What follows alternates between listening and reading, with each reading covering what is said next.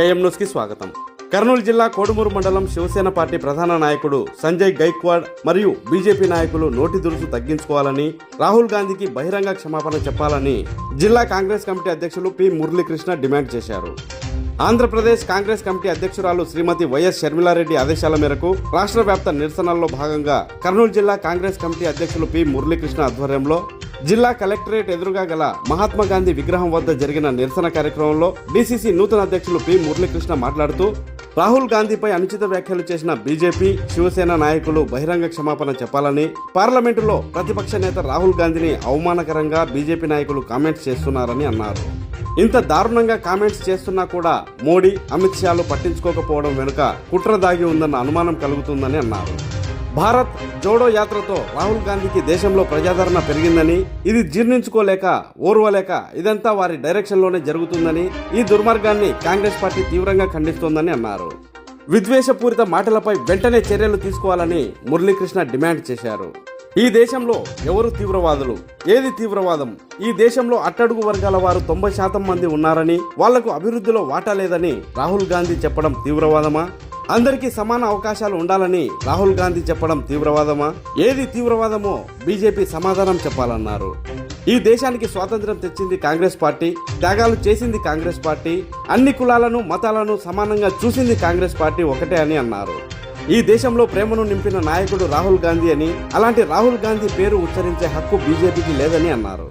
BJP అంటే మతతత్వ party అని, మతాల మధ్య చిచ్చు పెట్టి అందులో చలి కాచుకోవాలని చూస్తున్న బీజేపీ, శివసేన పార్టీలను హెచ్చరిస్తున్నామని, మర్యాదగా రాహుల్ గాంధీకి క్షమాపణలు చెప్పాలని మురళీకృష్ణ డిమాండ్ చేశారు.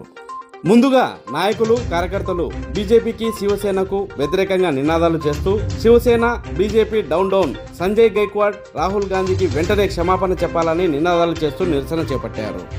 అనంతరం కర్నూలు 3వ పట్టణ పోలీస్ స్టేషన్ సర్కిల్ ఇన్స్పెక్టర్ కి సంజయ్ గైక్వాడ్ పైన కేసు నమోదు చేయాలని కాంగ్రెస్ నాయకులు ఫిర్యాదు చేశారు.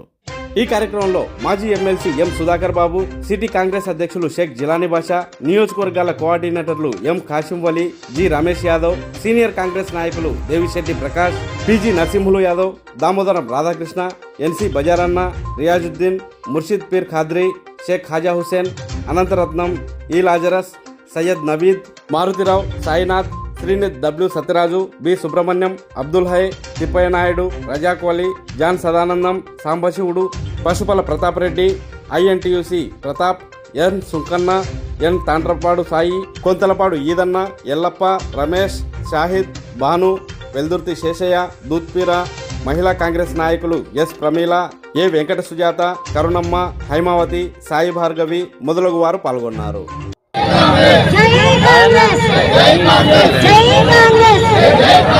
రాహుల్ గాంధీ నాయకత్వం, రాహుల్ గాంధీ నాయకత్వం, మోడీ మోడీ మోడీ మోడీ, జై కాంగ్రెస్, జై కాంగ్రెస్, జై కాంగ్రెస్. గురువారం రోజు కర్నూలు జిల్లా కాంగ్రెస్ కమిటీ ఆధ్వర్యంలో కలెక్టరేట్ నందు శాంతియుతంగా నిరసన తెలపడం జరిగింది. ఎందుకంటే మా ఎల్ఓపి రాహుల్ గాంధీ గారి మీద బీజేపీ నాయకులు, వాళ్ళు మిత్రపక్షాలైనటువంటి నాయకులందరూ ఘోరంగా మాట్లాడడం జరిగింది. వాళ్ళు టెర్రరిస్టులా, మానవులా అనేది వాళ్ళు నిర్ణయించుకోవాలి. మా ఎల్ఓపి మీద కాదు చేయాల్సిన పని. మా ఎల్ఓపి గారు కాశ్మీర్ నుంచి కన్యాకుమారి వరకు భారత్ జోడో యాత్ర జరుగుతున్నప్పటి నుంచి ఆయన మీద కన్నీరు ఉంచారు. రాబోయే రోజులలో ఇట్లాంటివి ప్రోత్సహించినటువంటి పార్టీ బీజేపీ పార్టీ. వీళ్లను మీరు శిక్షించుకోకుండా వాళ్ళని వెనకేసుకోవడం జరిగింది. అందుకోసమే కాంగ్రెస్ పార్టీ పెద్ద ఎత్తున ఇట్లా నిరసన కార్యక్రమాలు చేయబోతోంది. ఇట్లాంటివన్నీ మీరు మానుకోకపోతే రాబోయే రోజులలో బీజేపీ నాయకులకు అందరికీ దేశ ప్రజలందరూ బుద్ధి చెప్తారని చెప్పి ఈ సభాముఖంగా తెలియజేసుకుంటూ ఈ కార్యక్రమాన్ని ఇంతటితో ముగిస్తున్నాం.